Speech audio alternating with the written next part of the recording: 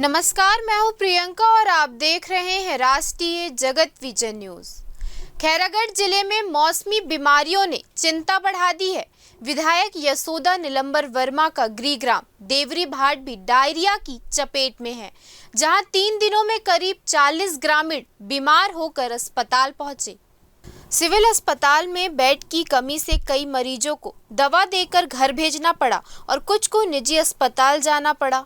हालात गंभीर देख स्वास्थ्य विभाग ने गांव में कैंप लगाया। खबर चलने के बाद विधायक ने अस्पताल पहुंचकर मरीजों से मुलाकात की और डॉक्टरों को हर मरीज का पूरा ध्यान रखने के निर्देश दिए।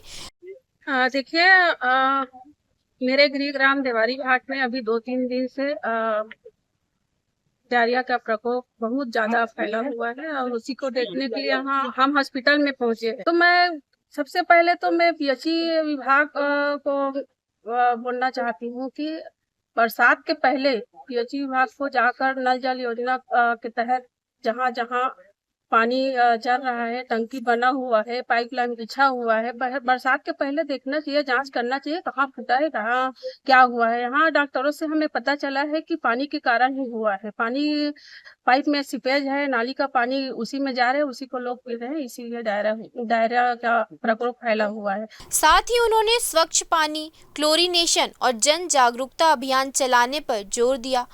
श्रीमती यशोदा वर्मा मैडम आई थी, वार्ड में निरीक्षण करके गई हैं।